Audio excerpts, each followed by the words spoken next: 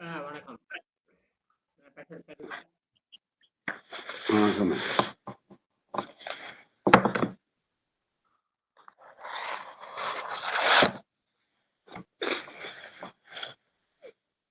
பேசுறது கேக்குதுங்களா? கம்மியா அவ்வளோ கேட்கலங்க.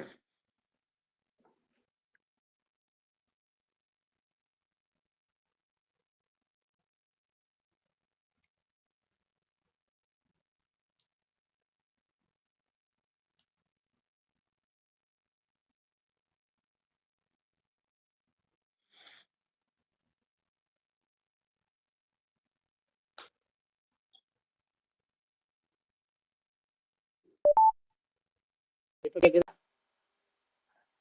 இப்போ கொஞ்சம் கேட்குது. இப்ப நல்லா கேக்குமே. சவுண்டு கம்மியாக தான் இருக்கு. இப்போ ஃபர்ஸ்ட்லாம் வந்த மாதிரி கிடையாதுங்க. இப்போ சவுண்டு கம்மியாக இருக்கு.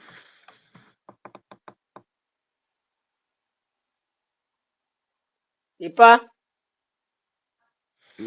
இப்போ கொஞ்சம் பரவாயில்ல. சவுண்ட் ரொம்ப கம்மியா இருக்கா? ஆமாங்க.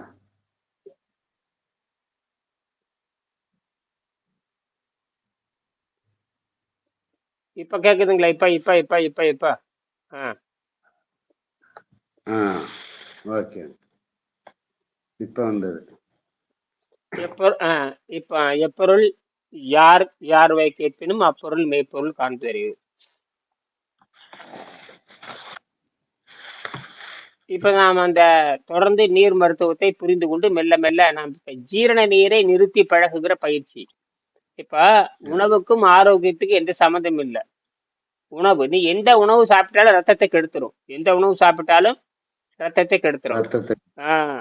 அப்ப நீங்க பழச்சாறு சாப்பிட்டால் ரத்தத்தை கெடுக்கும், கீரை சாப்பிட்டால் ரத்தத்தை கெடுக்கும், காய் சாப்பிட்டாலும் கீரை காய் பழம் கனி எது சாப்பிட்டாலும் எதை கெடுக்கும்?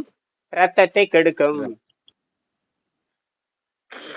அப்ப நம்ம ஏன்னா இந்த உடம்பு வந்து ஏன்னா விஷத்தை நிறுத்தினால்தான் உயிர் வாழ முடியும். ஏன்னா இந்த உடம்பு தனக்கேனும் சக்தியை வெளியிருந்து எடுத்துக்கொள்ள சொல்லுகிறது. உடம்பை எங்கிருந்து எடுத்தது? வெளியிருந்து எடுத்துக்கோ, உள்ள எடுத்துக்காத, வாய் வழியா எடுத்துக்காத, ருசி வழியாக எடுத்துக்கொள்ளக்கூடாது, ருசி வழியாக எடுத்துக்கொள்ளக்கூடாது அப்படின்னு இயற்கை சொல்லுது. அதனாலதான் ருசியை வாயில வச்சிருக்குது. புரியுதுங்களா? அதான் ருசி என்பது 5ஆம் அறிவு. விலங்குகளுக்கு தான் 5 இருக்கணும். நம்ம 6 அறிவு, பகுத்தறிவு. இந்த பகுத்தறிவை பயன்படுத்தி நாம் தாவரத்தை போல மரத்தை போல வாழ வேண்டும். மரம் எப்படி வெளியிருந்து சக்தி எடுத்துக்குது? சூரியனிலிருந்து சக்தி எடுத்துக்குது, காற்றுல இருந்து எடுத்துக்கிற மாதிரி நம்மை அப்படித்தான் எச்சரிக்கிறது. அதனாலதான் நமக்கு நோய் வருது, நம்ம மரணம் வருது. நீ வந்து வாய் ருசிக்காக தின்னு போட்டு ஆரோக்கியத்தை எதிர்பார்க்காதேன்னு சொல்லுது. வாய் ருசிக்காக கண்டதை தின்னு போட்டு எதை எதிர்பார்க்காதே? ஆரோக்கியத்தை எதிர்பார்க்காதே. அதனாலதான் யோகிகள் என்ன பண்ணாங்க? சுவாசத்தை, நீரையும் காற்றையும் வைத்துக் கொண்டு காடுகளுக்கு சென்று தூய்மை செஞ்சாங்க. தூய்மையான இடத்துலதான் தூய்மையான காற்று தான் அடிப்படை. இந்த பூமி காற்றை கொண்டுதான் இயங்குகிறது. காற்று இல்லைன்னா பூமியில எல்லாம் முடிஞ்சு போச்சு. காற்று இல்லைன்னா பூமி முடிஞ்சது. அப்ப விண்வெளியில காற்று இல்லை, நிலாவுல காற்று இல்லை. செவ்வாய்க்கு போயிட்டு வந்துட்டானு, செவ்வாய்க்கு மிஷின் போய் ஆராய்ச்சி பண்ணது. நிலாவுக்கு நேரடியா 6 தடவை போயிட்டு வந்துட்டாங்க, அங்க காற்று இல்லை. ஆனால் செயற்கையாக உருவாக்க முடியுங்கிறான்.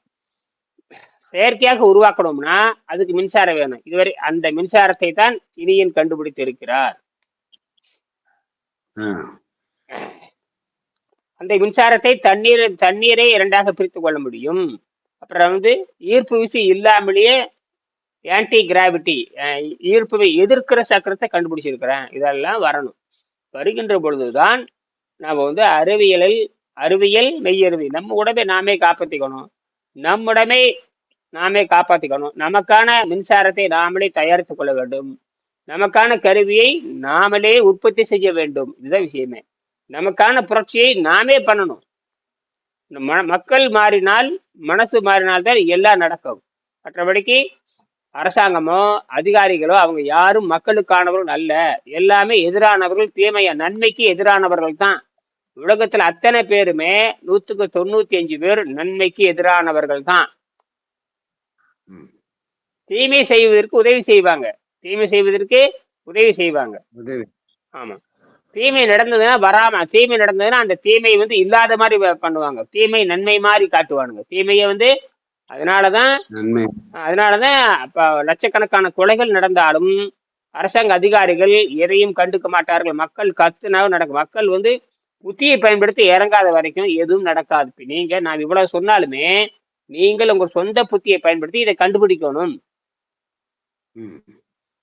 அப்ப சொந்த புத்தியை வந்து நீங்க பயன்படுத்துகின்ற போதுதான் இது வரைக்கும் நீங்க நம்பியதெல்லாம் மோசடி என்று தெரியும். குறிப்பா வெள்ளைக்காரன் சொல்றது முழுக்க முழுக்க மோசடி. வெள்ளைக்காரன் சொல்றது முழுக்க முழுக்க மோசடி. முழுக்க. ஏன்னா அவன் ஆராய்ச்சி பண்ணியிருக்கான், அரைகுறையாக ஆராய்ச்சி பண்ணியிருக்கான். ம். அரைகுறையா ஆராய்ச்சி பண்ணிட்டு என்ன பண்றான், நோயை அழுத்தி வைக்க முடியுமே தவிர நோயை குணமாக்க முடியாது. ஆகையினால நோயை அழுத்தி வைக்கிறதே நோய் குணமாக்குற மாதிரி போய் சொல்றான். நோயை அழுத்தி வைப்பதையே வந்து என்ன பண்றான், குணமாக்க மாதிரி சொல்றாரு. சொல்லி சொல்லி சொல்லி சொல்லி உலகத்தை ஏமாத்திக்கிட்டு இருக்கிறான். அவங்களுக்கு வியாபாரமா போச்சு. இப்ப தமிழ்நாட்டுல எல்லா உறுப்பும் திருட ஆரம்பிச்சுட்டாங்க. கணையத்தை திருடுறான், கடிகளை திருடுறான், சிறுநீரக திருடுறான். அரசாங்கமே திருடுது. அரசாங்கத்தில் இருக்கிற அமைச்சர்கள் திருடுறாங்க, அரசாங்கத்தில் இருக்கிற ஊழியர்கள் திருடுறாங்க. எல்லாருமே உடனே கூட்டுக்களவாணிகள். ஆனா நாளைக்கு சாக போறோம், இன்னும் மீறி கூட 80 வருஷம் 60 வருஷம் கூட ஒழுங்க வேணால வாழ முடியாது. எல்லாம் சாதாரண உணவு திங்கிற காட்டு மிராண்டிகள் தான். ம்.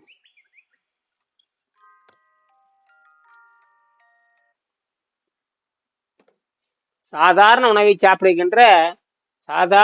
சாப்பிடுகின்ற கக்கூஸ் பயலுக்கு தான். அதனால இவனுக்கு இந்த பணம்ங்கிற ஒரு மாயை. பணம்ங்கிறது மனிதனால் கண்டுபிடிக்கப்பட்டது. பணம் வந்து தேவைதான். பணம் வந்து தேவைதான், அது சிறிய தேவைதான் என்று உணர வேண்டும். பணம் மனிதன் கண்டுபிடிச்சது. பணம் வந்து மனிதன் கண்டுபிடிச்சது. இந்த மனிதன் கண்டுபிடிச்சதுக்காக சிறிதளவு அந்த ஆதி காலத்தில் பணம் கிடையாது, பண்டமாற்று முறையில் தான். கையில என்ன பொருள் இருக்குதோ அந்த பொருளை கொடுத்துட்டு, அவனுக்கு கையில ஒரு பொருளை கொடுத்துட்டோம்னா இந்த பொருளை கொடுத்துட்டு அந்த பொருளை வாங்குவான். அப்படித்தான் பண்ணிட்டு இருந்தாங்க அந்த காலம். ஆமா, 100 வருஷத்துக்கு முன்னாடி அதான் 100 வருஷம் 200 வருஷத்துக்கு முன்னாடி அப்படிதான் பண்ணிட்டு இருந்தாங்க. அதுதான் நன்மை நடந்தது. அப்போ வந்து உற்பத்தி நடந்தது. அப்ப இவனும் உற்பத்தி பண்ணணும், அவனும் உற்பத்தி பண்ணணும். இவனும் உற்பத்தி பண்ணணும், அவனும் உற்பத்தி பண்ணணும். அப்ப 2 பேரும் உற்பத்தி பண்ணாதான் அவனுக்கு தேவையானது கிடைக்கும். இன்னைக்கு அப்படி இல்லை, உற்பத்தியே பண்ண தேவையில்லை.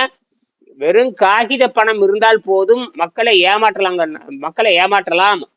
மக்கள் கோமாளிகள். இந்த காகித பணத்தை கொடுத்துட்டு பாருங்க, ஒன்னும் இல்ல, அந்த அந்த இடத்துல கர்நாடகாவில் நடக்கிற கொலைகளுக்கு காரணமே இந்த காகித பணத்தை கொடுத்தோம்னா எல்லாம் எல்லாம் எல்லாம் கிடைக்கும் என்று மக்கள் கோமாளியா இருக்கிறாங்க. காகித பணத்தை அந்த சாமிக்கு கொடுத்துட்டோம்னா அந்த சாமி நமக்கு எல்லாம் செய்யணும். எப்படி ஒரு கோமாளியா இருந்திருக்காங்க பாருங்க. என்னது, காகித பணத்தை அங்க வீசிட வேண்டியது, இவனுக்கு எல்லா நன்மையும் நடக்குமாமா. எவ்வளவு ஒரு காட்டு பிராண்டிகளா வாழ்ந்திருக்கான் பாருங்க. அதனால அந்த கோமாளி சாமி கம்முடியாண்ட காகித பணத்தை நீ கொடுக்க வேண்டியது, நீ அவனுக்கு எல்லாம் குபேர செல்வம் வரும்னு எதிர்பார்க்கிறேன்னு சொல்லிட்டு அவனை கொலை செய்யுது. கடவுளே அவனை கொலை செய்யுது. கடவுளே கொலை செய்யுது. ஆமா, கடவுள் குற்றவாளி தான். நீ அதை ஏமாத்துறிய, நீ போட்டு கொலை செய்வனைய. அதுக்கு ஒரு ஆள் வேணும் இல்லையா, கொலை செய்யறதுக்கு ஒரு ஆள் வேணும் இல்லையா? அப்ப யாரோ பயன்படுத்திக்கிறாங்க. அந்த கொலை செய்யறவனை கூட பணக்காரனை, அந்த கொலை ஏழைகள் கொலை செய்ய முடியாது. பணக்காரனை பாருங்க, நீ பணம் கொடுக்குற, அதே பணத்தை வைத்து நம்ம கொலை செய்ய சொல்லிட்டு அந்த பணம் வந்து அவனை கொலை செய்யுது பாருங்க. அதே அந்த பணக்காரன் பணம் இல்லைன்னா கொலை செய்ய போறதில்லை. அவங்க நிறைய பணம் இருக்கிறதுனாலதான் நீ என்ன பண்ற, பணத்தை கொடுக்குற, அவன் பணத்தை வாங்கிட்டு கொலை செய்யறான். சரியா போச்சு பாருங்க. பணம் என்பது கடவுளுக்கு தேவையில்லை. பணம் என்பது கடவுளுக்கு தேவையில்லை. நீ என்ன பண்ற, அந்த கோயிலுக்கு என்ன போய் பணத்தை போடுறேன், வெறும் காகித பணம், அச்சடிச்ச காகித பணம். அந்த அச்சடிச்ச காகித பணம் எந்த கடவுள் கேட்டுச்சு? யாரும் கேட்கல. யாரும் பணம் கேட்கறது சாமி. கடவுளுக்கு பணம்ன்றதே தெரியாது. பணமும் தெரியாது, பொண்ணும் தெரியாது, வைரமும் தெரியாது, வஜ்ரமும் தெரியாது. அப்ப நீ அதை கொடுக்குற, இப்ப நீ ஏன் கொடுக்குற? அப்புறம் மசரை கொடுக்கறது, மொட்டை அடிக்கிறது, மசரை கொடுக்கறது, ஏன் உயிரை கொடுக்கறது, நெகத்தை வெட்டிக்க, நாக்கு வெட்டிக்கிறது, கண்ணு எடுத்துக்கிறது, காது எடுத்துக்க வேண்டியதானே? அதெல்லாம் அறுத்துக்கலாம் இல்ல. உசிரை கொடுத்த சாமிக்கு மசரை கொடுக்குறேன். அதனாலதான் நான் புரிஞ்சுக்கணும். அதனால நீ தவறாக நீ காசு கொடுக்கறதுனால, இயற்கை கடவுளுக்கு பிடிக்காதனால அதே கடவுள் என்ன பண்ணுதுன்னா ஆளை வச்சு கொலை செய்யுது. ஆளை வச்சு கொலை செய்யுது. அந்த காசு இருக்கிறனோ நீ ஒண்ணும் பண்ண, கொஞ்சமா காசு இருக்குது, நீ வந்து ஆளுக்கு 1 ரூபா கொடுக்குற, 100 பேர் சேர்த்து 100 ரூபா மாறுது. நான் உங்ககிட்ட இருக்கிறது வெறும் 1 ரூபா தான், ஆனா அவங்களுக்கு 100 ரூபா இருக்குது. புரியுதா? அட மடையற, நீங்க 100 பேர் கொடுத்த காசு அவன் கையில வச்சிருக்கிறான். நீங்க 100 பேர் கொடுத்த காசு அவன் கையில வச்சுக்கிட்டு உன்னை அவன் கொலை செய்கிறான். இது கடவுளுடைய இன்னொரு வேலை தான். கடவுளுடைய இன்னொரு அப்ப செயல். கடவுளை நீ திருத்தணும்னா கடவுளுக்கு நீ காசு கொடுக்க கூடாது. இது எப்படி? இது எப்படி நல்லா இருக்குதா? ம். நல்ல கடவுளுக்கு நல்லது. கடவுளுக்கு நீ காசு கொடுக்காத, என்ன மயிருக்கு காசு கொடுக்குறேன்? உயிரை கொடு, போய் உயிரை கூட பார்க்கலாம். ம். உம் அப்புறம் இதெல்லாம் பண்ண தப்பு போட்டு என்னை அவன் கொலை செஞ்சு போட்டான், என்னை அவன் கற்பழிச்சிட்டான், என்னை வந்து அவமானப்படுத்திட்டான் கத்துனீனா ஒன்றும் நடக்காது. நீ அங்க போறதை நிறுத்து. முதல்ல காசு கொடுக்கறத நிறுத்து. காசு கொடுக்கறத நிறுத்து. நிறுத்து. உனக்கு அரசாங்கம் எல்லா வேலையும் பண்ணி கொடுக்குது. அரசாங்கம் இலவசமா பாடம் கொடுக்குது, இலவசமா பள்ளிக்கூடம் நடத்துது, இலவசம் எல்லாம் பண்ணுது. எங்க தமிழ்நாட்டுல பார்த்தீங்கன்னா எல்லாம் இலவசம். பள்ளிக்கூடத்தை இலவசம், ஆமா. புத்தகம் இலவசம், செருப்பு இலவசம், சேவக்கட்டை இலவசம், சோறு இலவசம், காலையில சோறு இலவசம், மத்தியானம் சோறு இலவசம், கம்ப்யூட்டர் இலவசம், சைக்கிள் லேப்டாப் இலவசம். சைக்கிள் இலவசம், லேப்டாப் இலவசம், பஸ் இலவசம், பொம்பளைகளுக்கு பஸ் எல்லாம் ஃப்ரீ. பொம்பளைகளுக்கு ம். பஸ் எல்லாம் பஸ் ஃப்ரீ. எல்லாம் ஃப்ரீ. உலகத்துல இந்த மாதிரி ஒரு கோமாளி நாடு எங்கேயுமே கிடையாது. ஏமாத்துறது சபை கோமாளி. இது கோமாளி நாடு. மனுஷன் கோமாளி.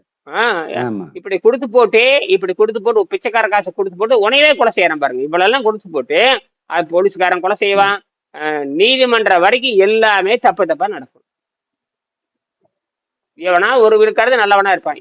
அது இயற்கையில எப்பவுமே 2 விழுக்காடு 3 விழுக்காடு தான் நல்லவன். 2 விழுக்காடு தான். எத்தனை? 2 விழுக்காடு தான். 2% அவ்வளவுதான். மற்ற 98 பேர் அயோக்கிய பயலுங்க. ஒருத்தவங்க நேர்மை என்பது கிடையவே கிடையாது. இது உலகத்துக்கு பொதுவானது. ம். இந்தியால இருக்கிற 98 பேருமே அயோக்கியர்கள் தான். ம். அந்த ரெண்டு இதை இயற்கையில அதாவது எப்ப பாத்தீங்கன்னா நீங்க நல்லா புரிஞ்சு பாருங்க. நீங்க சுத்தம் பண்றீங்கன்னா, இப்ப நீங்க சுத்தப்படுத்துறீங்க, வயிற்றை சுத்தம் பண்றீங்க, உணவு பாதை சுத்தம் பண்றீங்க, ரத்தத்தை சுத்தம் பண்றீங்க, உடல்ல இருக்கிற எல்லா உறுப்பையும் சுத்தம் பண்றீங்க. இந்த சுத்தம் பண்றவங்க பெங்களூர்லயே 1%, 1/4%, 1/2% தான். நீங்க ஒரு 4 பேர், 5-6 பேர் இருக்கிறீங்க, அவ்வளவுதான். அப்ப பெங்களூர் மக்கள் தொகையில, கர்நாடக மக்கள் தொகையில நீங்க எத்தனை பேர் இருக்கிறீங்க? வெறும் 5-6 பேர். என்னது? 5-6 பேரு. இது 1%ல கூட வராது. இதுல 1% வராது. 1% வர புள்ளி வச்சு சைபர் சைபர் சைபர் சைபர் 10 20 சைபர் போட்டு 100 சைபர் போட்டு ஒண்ணு போடணும். புள்ளி வச்சு சைபர் சைபர் சைபர் பர்சன்டே கிடையாது உங்களுதெல்லாம். பர்சன்டே இல்ல. ஏதோ தெரிஞ்சுட்டு பண்றீங்க. ஏன் இந்நேரம் கர்நாடகத்துக்கு அப்புறம் வந்திருக்கணும். நீங்களும் நிறைய பேத்துக்கு கன்னடம் படிச்சு தெரிஞ்சவங்களுக்கு அனுப்புறீங்க, தமிழ் தெரிஞ்சவங்களுக்கு அனுப்புறீங்க. ஏன் வர மாட்டேங்கிறீங்க எல்லாருமே?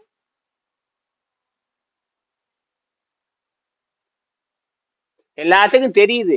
எல்லா நோய் நல்லாகுதுன்னு தெரியுது, ரத்த சுத்தமாகுதுன்னு தெரியுது, எல்லாம் தெரியும். உங்க பிள்ளைக்கு தெரியுது, பொண்டாட்டிக்கு தெரியுது, மாமா மச்சனுக்கு தெரியுது, எல்லாத்துக்கும் தெரியுது. நீங்க நல்லா ஆகுதுன்னு நீங்க சொல்றீங்க, வாயில சொல்லாட்டியும் பரவாயில்ல, ஊடகத்துல சொல்றீங்க. எளிமையா என்ன பண்ற, நீங்க என்ன பேசுறீங்க, நீங்க என்ன கவனிக்கிறீங்க, நான் என்ன சொல்லி கொடுக்குறது எல்லாத்துக்கும் பஜாரா தெரியுது. எல்லாத்துக்கும் எல்லாம் விவரமா படம் பிடிச்சி காமிக்கிறோம். படம் பிடிச்சி பேசுறது அனுப்புறோம். பேசுறது அனுப்புறேன். எல்லாம் பார்த்துட்டு புரியுதா? மனம் மாறாத வரைக்கும் எதுவும் நடக்காது. ஒண்ணும் இல்ல. தர்மசாலாவில் எது கொலை நடக்குதுன்னு சொல்றீங்க, யார கொலை பண்றான்னு சொல்றீங்க. அங்க எவனாச்சும் இந்த 10 பேத்துல ஒரு 2 கொலை செய்யறோம் பாருங்க, எவனாச்சும் மனசு மாறி எப்படி இந்த திடீர்னு அபூர்வரா மாறுறானுங்க இல்லையா? கொலை செய்யறவனு அபூர்வா மாறுவான், அரசாங்கத்துக்கு சார்பா மாறுவான். இப்ப கூட இதுல தூத்துக்குடியில துப்பாக்கியோடு நடந்தது. ஒரு 15 பேர்த்த கொண்டு போட்டாங்க 7-8 வருஷத்துக்கு முன்னாடி. உங்களுக்கு தெரியும், ஸ்டெர்லைட்ல. இப்ப அதுல எல்லாத்தையும் பிடிச்சி உள்ள வச்சுட்டாங்க. எல்லாம் 6 வருஷமா நடந்துட்டு தான் இருக்கு, 7-8 வருஷமா நடந்துகிட்டு தான் இருக்கு. அதுல ஒரு சப் இன்ஸ்பெக்டர் அவனையும் பிடிச்சி உள்ள வச்சாச்சு. அவன் இப்ப அபூர்வரா மாறி இருக்கான். அவனை கொலை செஞ்ச வேலையில பண்ணி இருக்கான், அபூர்வரா மாறி இருக்கான். இருந்தாலும் எல்லாத்தையும் சந்தேகம் ஏதோ அவனே அபூர்வரா மாறி இருக்கான். அதே மாதிரி 100-200 கொலை பண்ணான் பாத்தீங்களா? அதுல எவனாச்சும் 2 பேரு ஒருத்தர் அப்ரூவரா மாறினார்னா எல்லாம் வெளியே வரும். நிச்சயமா நடக்கும். இயற்கை மாத்தம். என்ன அவங்களுக்குள்ள சண்டை வரும். நிச்சயமா அவங்களுக்குள்ள பாப்பான்.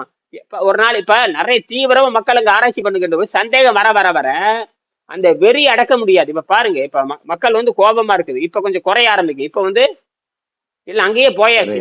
இப்ப காவல்துறை அது செய்தோ இல்லையா, பெயரளவுக்கு அங்க போயிட்டானுங்க. அங்க எங்க போயாச்சு? அந்த படுத்தங்காடிக்கு போயாச்சு. ம். போயிடுச்சு இந்த அப்போதைக்கும் போயிட்டாங்க. எல்லாம் போயிட்டாங்க. அப்புறம் அந்த இவனும் போயிட்டான், அந்த கருப்பு சட்டை போட்டான் பாருங்க, அவனும் போயிட்டான். எல்லாம் அங்கதான் இருக்காங்க இப்ப எல்லாமே. இப்ப இப்ப என்ன இந்த நேரத்துல கடுப்பா எல்லாம் உட்காந்துருப்பான, எதுவுமே கொலை பண்ண முடியல, கற்பழிப்பு பண்ண விட ஆசையை தீர்த்து கொள்ள முடியல. அவன் பொம்பளை வரி இருக்கிறவன் ஒன்னும் கட்டுப்படுத்த முடியாது இல்லையா? பொம்பளை வரி இருக்கிறவன் கட்டுப்படுத்த முடியாது. அப்ப என்ன பண்ணும், அந்த கட்டுப்படுத்த முடியாத அந்த வெறியில ஏதோ ஒரு தப்பு பண்ணும், வாசமா மாட்ட போறான். ஒன்னா வெளியே வந்துடணும், ஒன்னா வெளியே வரணும். நாளா அவனே தற்கொலை பண்ணிக்கணும், அல்லது அவனே சண்டை போட்டு வெளியே வரணும். இது நடந்து எப்படி இருந்தாலும் வெளியே வந்துடும், எப்படி இருந்தாலும் வெளியே வரும். இப்ப கண்காணிப்பு சும்மா இருக்காது. இப்ப எங்க பார்த்தாலும் கேமரா இருக்குது, எங்க பார்த்தாலும் கேமரா இருக்கு, எங்க பார்த்தாலும் கேமரா இருக்கு. 2015, 2004, 2014 என்பது வரை, இன்னைக்கு 2025, எங்க பார்த்தாலும் கேமரா மாட்டிக்குவானுங்க, எங்க பார்த்தாலும் கேமரா இருக்கு. மாட்டிக்குவானுங்க. இனிமேல் பட்டன் கேமரா, இனிமேல் என்ன பட்டன் கேமரா வச்சுக்குவானுங்க. இன்னைக்கு எல்லாமே இனி பண்ண சொல்லுங்க, இனி பண்ணா நல்ல பாசமா மாட்ட போறானுங்க, கண்டுபிடிச்சிருவானுங்க. இனி கேமரா இருந்து தப்பிக்க முடியாது. 15 வருஷத்துக்கு முன்னாடி ரைட்டு, 12 வருஷத்துக்கு முன்னாடி கேமரா இல்ல, சிசிடிவி கேமரால ஒரு மயிரும் கிடையாது. இன்னைக்கு என்ன ஆகி போச்சு, நல்ல கேமரா இருக்கு. போலீஸ்காரன் அடிச்சு கொலை செய்யறதே அஜித் குமார கொலை செஞ்சானு 25 நாளைக்கு முன்னாடி அப்படியே கேமரால படம் பிடிச்சிட்டானுங்க. புரிஞ்சு போச்சா? வசமா மாட்டிக்கிட்டானு ஒருத்தர். அந்த 6 பேர் தண்டனை உறுதிதான், விசாரணை நடந்துட்டு இருக்கே தவிர அந்த 6 பேர் கொலை செஞ்சான்னு உறுதி ஆகி போச்சு. கொலை செஞ்சாங்கிறது உறுதி, அவ்வளவுதான். அவன் தப்பிக்கவே முடியாது, என்னது தப்பிக்க முடியாது, அவ்வளவுதான். சும்மா இது பேரளவுக்கு யாரு அந்த உத்தரவு போட்டது யாருங்கிறத விசாரிக்கிறாங்களே தவிர மற்றபடிக்கு கொலைதான், கொலையா மாத்தியாச்சு, அவ்வளவுதான். தண்டனை உறுதி, தப்பிக்க முடியும். எப்படியும் சாகு வரைக்கும் மரணம் தானே. ஒன்னா 50 ஆண்டு 60 ஆண்டு தண்டனை போடுவாங்க, அல்லது மரண தண்டனை கொடுக்கறதுக்கு வாய்ப்பு இல்லை. ஏறனையா சாகும் வரை மரண தண்டனை போட்டுருவானுங்க. இந்த 6 பேர் கதறுவாங்க அப்படியே. அடிச்சு கொண்டு உறுதியாயிடுச்சு. ஜட்ஜே சொல்லிட்டாரு, எல்லாம் அடிச்சே கொண்டிருக்கிறீங்களான்ட்டாரு. என்னது அடிச்சே கொண்டு இருக்கு, அடிச்சே கொண்டு இருக்கிறீங்க, சாட்சியை மறைக்க பாக்குறீங்களா? மாவனை விசாரி, யாரு சொல்லி கொலை செஞ்சாங்க, அதுதான் இப்ப இந்த கேள்வியை யாரு செஞ்சு கொலை செஞ்சாங்க, அதுதான் கடைசி பாயிண்ட். கொலை செஞ்சு போயிட்டாங்க, யாரு சொல்லி கொலை செஞ்சீங்க, யாரு நீ உத்தரவு போட்டது யார், அதான் பதில். அதுக்கு யாரும் வாய் திறந்து பேச மாட்டீங்க. வாய் திறந்து அப்ப நீ சாவுதான், நீ மகனை நீ சாவு உறுதி ஆயிட்டு போய் ஜெயில் உறுதி ஆயிடுச்சு, என்ன கத்தாலும் நடக்காது. கொலை தான். என்னது கொலைதான். இன்னும் யாரும் இன்னொருத்தர் கிடைப்பான்னு பாக்குறாங்க. அது யார் உத்தரவு போட்டது, யாரு உத்தரவு போட்டது யார், உங்களை யாரு அடிக்க சொன்னாங்க, யாரு உங்களை கொலை செய்ய சொன்னாங்க, அங்கதான் மாட்ட போறானுங்க எல்லாரும். அந்த பொம்பளையும் அந்த பொம்பளையும் சிக்க போற, அந்த பொம்பளையும் சிக்க போற. ஏன்னா உங்களுக்கு எஃப்ஐஆர் இல்ல. அந்த அடிச்ச அன்னைக்கு முந்தின எங்க திருட்டு போயிடுச்சுன்னு வாயில சொல்றதை விட எழுதி கொடுக்கணும். எழுதி கொடுத்தா தான் இது எதுவும் செல்லுபடியாக. ரிட்டர்ன் ஸ்டேட்மெண்ட் இருக்கணும். எப்படி ரிட்டர்ன் ஸ்டேட்மெண்ட்? Return statement. 400 பேர் இந்த கொலை, தர்மஸ்தல நடந்த 400 கொலையில ஒரு 2-3 தான் ரிட்டர்ன் ஸ்டேட்மெண்ட். எத்தனை பேரும் ஃப்ராடு பண்ணியிருக்கானுங்க. இப்ப தமிழ்நாட்டுல என்ன பண்ணிட்டாங்க தெரியுங்களா? தமிழ்நாட்டுல என்ன பண்ணிட்டாங்க தெரியுமா? தமிழ்நாட்டுல எந்த மூலையில இருந்த கூட எஃப்ஐஆர் பதிவு பண்ணலாம்னு உத்தரவு வந்துச்சு. ஆன்லைன்ல பதிவு பண்ணலாம், அல்லது எங்க வேணாலும் பண்ணலாம். இப்ப நான் என்னாச்சு, ஈரோட்ல என்னுடைய கோபி செட்டிப்பாளையத்துல நான் போலீஸ் புகார் கொடுக்கணும்னா நான் சென்னையிலேயே பதிவு பண்ணலாம். எங்களுக்கு சென்னையில போய் பதிவு பண்ணலாம். பதிவு பண்ண உடனே அங்கிருந்து என்ன, அவனுக்கு அக்கறை இல்லை. இங்க எல்லா ஃப்ராடும் அவனுக்கு தெரியும். இந்த திருட்டு பயலுக்கு பண்ணுவானுங்க. அவனுக்கு கரெக்டா எழுதி வாங்கிட்டு அடுத்த நமக்கு ப்ரூஃப் எஃப்ஐஆர் காப்பி கொடுத்துருவாங்க. அங்கிருந்து நேரா இமெயில் இவனுக்கு வந்துடும். தமிழ்நாட்டுக்கு எல்லா ஸ்டேஷனுக்கும் இமெயில் போயிடும்.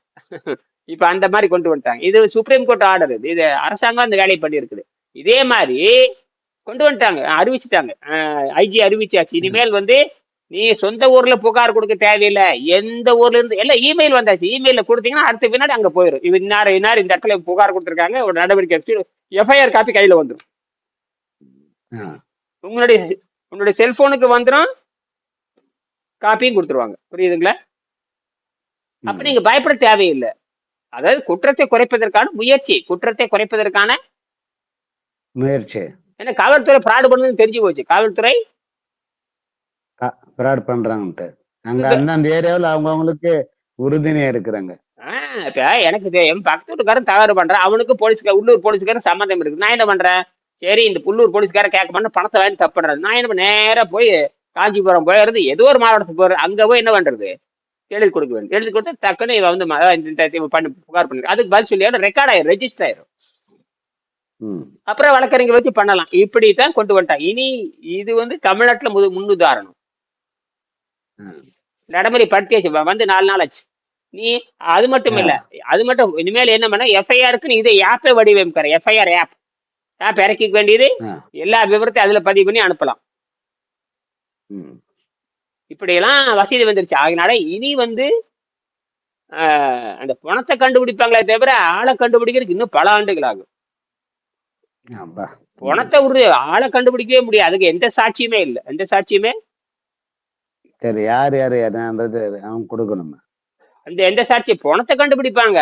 அது பணத்தை இவன் எலும்பை வச்சே பணத்தை கண்டுபிடிச்சு அதாவது சட்டத்துக்கு புறம்பாக பல இடத்துல 400 பேர்த்த ஒரே ஒரு எலும்பு கூட வந்த போது இவன் கையில் இருக்கிற வச்சு இவன் கையில் இருக்கிற எலும்பு கூட ஆதாரம், அவ்வளவுதான். ஏன்னா ஒரு ம். பிறக்கிறப்ப மனிதனுக்கு நல்லா புரிஞ்சுக்கணும், பிறக்கிறப்ப மனிதனுக்கு 270 எலும்பு இருக்கும். ம். அது 270. 270 இருக்கும். அப்படியே பெருசாகி போய் வளர வளர வளர அது 206 எலும்பாக இறுகிக்கும். 206 கிட்டத்தட்ட ம்.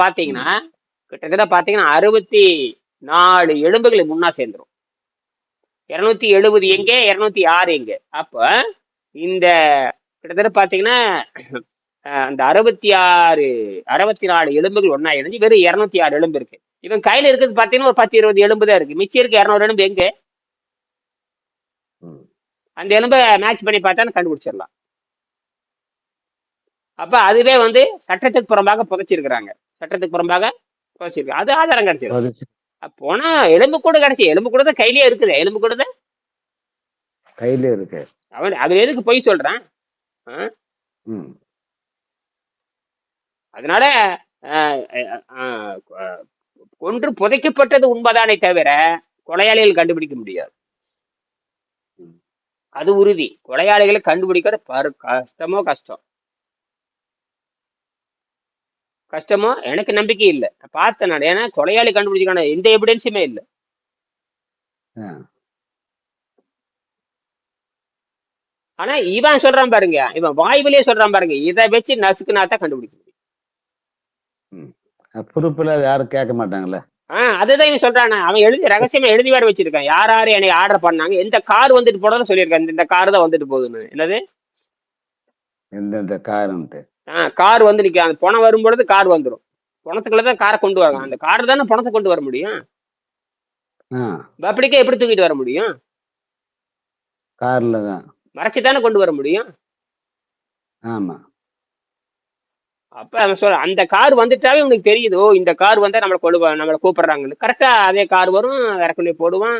எப்படித்தான் பண்ணாங்க இதெல்லாம் தெரியுது. இதெல்லாம் வந்து அவ்வளவு சீக்கிரத்துல வெளிவரக்கு வாய்ப்பு இல்லை. மக்களை அடிச்சு நொறுக்கினா தான் வாய்ப்பு வரும். சரி, இப்ப அதனாலதான் நம்ம என்ன சொல்றோம்னா, இயற்கை வந்து தீமைக்கு சாதகமாக இருக்கிறது, நன்மைக்கு சாதகமா இல்லை. இல்லை. அப்ப நன்மைக்கு சாதகமா நடக்கும்னா நீ குற்றவாளி இல்லாமல் நடக்க வேணும். நீ என்ன பண்ணு, அந்த எல்லா விருப்பு வெறுப்பு இல்லாம உனைவே தூய்மையாக்கி உனைவே கடவுளை நினைச்சுக்கணும். கடவுளா நினைக்கணும். உனைவே கடவுளை நினைச்சு நீ தப்பு பண்ணாம நடந்துக்க. உனக்கு நீ தப்பு பண்ணா நடந்துக்க, பக்கத்தா வீட்டுக்காரன் தப்பு பண்ணாத. மற்ற அப்படி செய்யும் பொழுது உன் உடம்பு தூய்மையா மாறு. இந்த பசி தாக்கத்தை, இதுதான் தவம்னு பேரு. இந்த தவத்தை செய்கின்ற பொழுது உண்மையான கடவுள்னா இறங்கி வந்து அந்த உண்மையான சக்தி. இப்ப நான் ஏன் இவ்வளவு தூரம் ம். தைரியமா பேசுறேன்னா, தனிமையில் இருக்கிறனாலதான் இந்த மாதிரி சிந்திக்க முடியுது. தனிமையில் இருக்கிறனாலதான் இது மாதிரி உணவு கட்டுப்பாட்டு இருக்கிறனால சிந்திக்க முடியுது. தனிமையில் இருக்கிறனால சிந்திக்க முடியுது. நல்லதுக்காக நம்ம குரல் கொடுக்க வேணும்னு நினைக்குது. இல்லாட்டா யார் செத்ததை எனக்கு என்ன, குறைஞ்சபட்சம் ஒரு குரலாவது கொடுக்கலாம் இல்லையா? ம் ம். இதுதான் நான் பண்றேன். அதனோட நம்ம என்ன பண்றோம் முடிச்சுக்கலாம். சரி,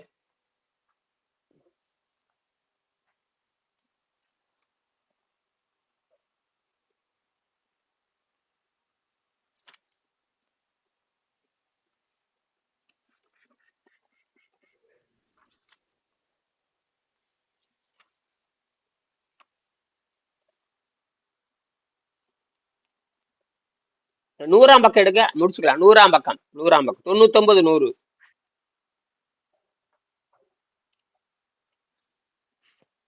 ஆ.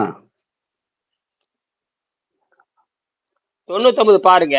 99 அது ரொம்ப முக்கியமானது. ஆ. ஆங்கிலத்தில் ஹீலிங் வித் மைண்ட் பவர் 99ஆம் பக்கம். ஆ, ஆங்கிலத்தில் ஹீலிங் வித் மை இங்கிலீஷ் எழுதியிருக்கான் பாருங்க, ஹீலிங் வித் மைண்ட் பவர் ஆ, எழுதியிருக்கானா என்ற புத்தகத்தை எழுது. ஆ, Richard Richard Shames Richard Shames அப்படி ஒரு ஒரு doctor, MD doctor, Sexton MS, Sexton MS PhD, ஒரு ஹிப்னாட்டிஸ்ட் என்பவரும் சேர்ந்து எழுதி இருக்கிறார்கள்.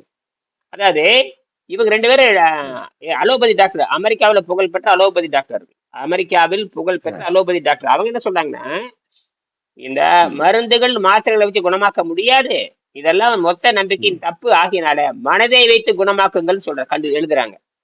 மனதை வைத்து ம். குணமாக்குங்கள் எழுதுறாங்க. சொல்றது யாருங்க? ரெண்டு அமெரிக்க மருத்துவர்கள். மனது ம். அப்ப அவங்க ரெண்டு பேரும் சேர்ந்து என்ன எழுதி இருக்கிறாங்க தெரியுமா? அதுல இருந்து சில முக்கியமான ஆ, பகுதிகள், அதுல இருந்து சில முக்கியமான பகுதிகள். முக்கியமான ஆ, அதுல இங்கிலீஷ் மேல பேஜ் 156ல அது கீழே அதுக்கு விளக்கம் சொல்றான் பாரு. அந்த புத்தகத்துல பேஜ் 156, அந்த புத்தகம் கிட்ட இருக்கு. உடலோடு ஆ, உள்ளமும் அவங்க என்ன சொல்றாங்கன்னா, உடலோடும் உள்ளமும் சேர்ந்த ஆரோக்கியத்தை உள்ளம். பெற உடலோடு உள்ளமும், உடல் அப்ப உள்ளேயும் வெளியும் அர்த்தம். ஆரோக்கியத்தை விரும்புவோர் தான் சுவாசிக்கும் காற்றையும் குடிக்கும் நீரையும் கவனத்துடன் பரிசீலித்து உட்கொள்ளுவார்கள். அவை உங்கள் உணவின் முக்கியமான பகுதியாகும். இவ்வளவுதான், இதான் முக்கியம். மறுபடியும் நம்ம 8 மணிக்கு பேசுவோம், 6 மணிக்கு. இதுல என்ன விஷயம் கேட்டீங்கன்னா, அந்த ரெண்டு ஆ, மருத்துவர்களும் என்ன எழுதுறாங்கன்னா, அது நிறைய பாயிண்ட் இருக்கு, அதே மாதிரி படிச்சு பாருங்க. அதுல வந்து அந்த 98 100ஆம் பக்கம் ரொம்ப ரொம்ப முக்கியமானது. ஏன்னா உலகத்தில் இருக்கிற எல்லா மருத்துவர்களும் சொல்றாங்க, எந்த மருந்தினாலும் நோயை அழித்திருக்க முடியுமே தவிர குணமாக்க முடியாது என்பது அந்த மருந்தினுடைய ரகசியம், மருந்தினுடைய ரகசியம். அவ்வளவுதான். இவனுக்கு போய் சொல்லலாம், அது குணமாக்கும் இது குணமாக்கும்.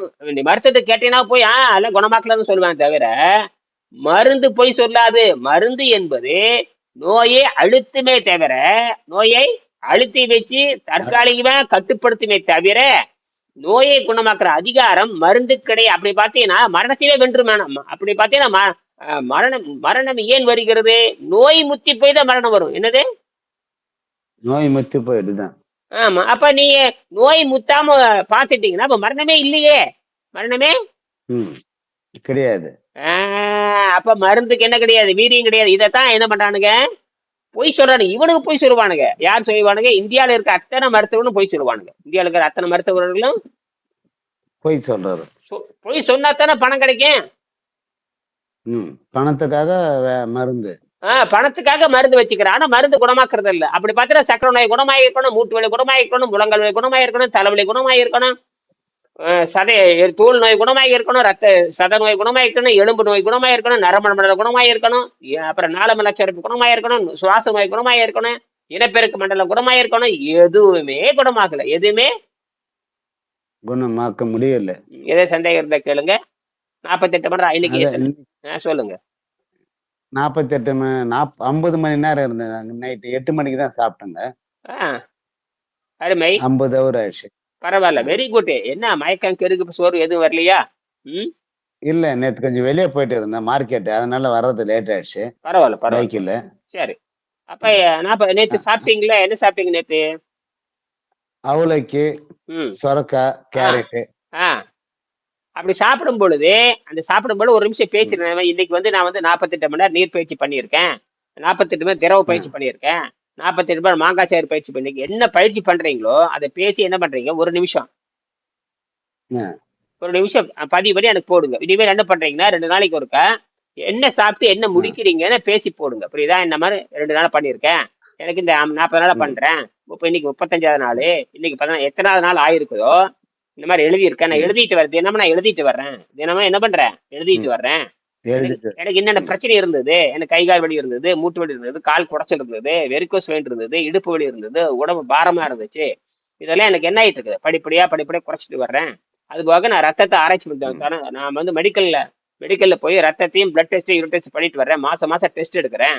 இது இப்படியெல்லாம் முறையாக ம், இருந்து பொறுமையா செஞ்சோம்னா, எப்படி செய்யணும், விட்டு விட்டு செய்யணும், இப்படி செஞ்சோம்னா ம், எந்த நோயும் குணமாக்க முடியும். எந்த நோயும் ம். குணமாக்க முடியும். இதான் ப்ரூஃப். இந்த மாதிரி தான் செய்யணுமே தவிர தடாறு முடாருன்னு எடுத்தேன் கவிழ்த்தேன் செய்யக்கூடாது, எடுத்தேன் கவிழ்த்தேன் செய்யக்கூடாது.